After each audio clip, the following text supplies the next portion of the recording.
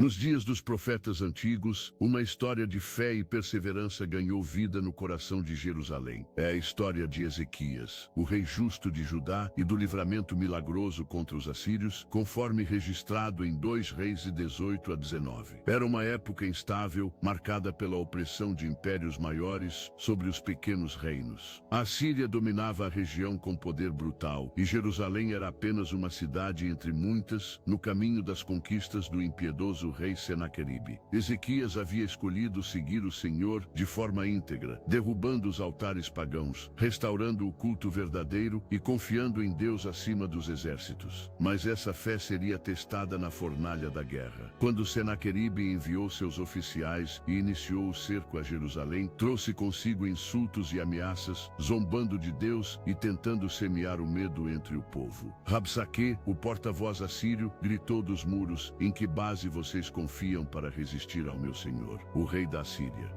Ezequias, mesmo angustiado, recusou-se a ceder ao pânico. Ele não reuniu os anciãos em conselho militar, não contou espadas. Ele correu ao templo do Senhor, rasgando suas vestes e cobrindo-se com pano de saco, símbolo de humildade e lamento, foi diante do Altíssimo. Como um filho aflito, clamou: "Senhor, Deus de Israel, que estás entronizado entre os querubins, só tu és Deus sobre todos os reinos da terra. Ouve, Senhor, o que Senaqueribe escreveu para insultar o Deus vivo." Em sua angústia, o rei procurou o profeta Isaías, enviado de Deus. E Isaías respondeu com palavras fortes e doces como orvalho: "Assim diz o Senhor, não temas as palavras que ouviste, eu mesmo porei nele um espírito, e ele ouvirá uma notícia, e voltará à sua terra, e ali farei com que morra." Foi uma promessa ousada diante de um exército que já havia destruído dezenas de cidades. Mas o milagre aconteceu de forma inesperada. Naquela noite, enquanto Jerusalém dormia em silêncio pesado de temor e oração, o anjo do Senhor moveu-se no acampamento assírio e causou uma reviravolta.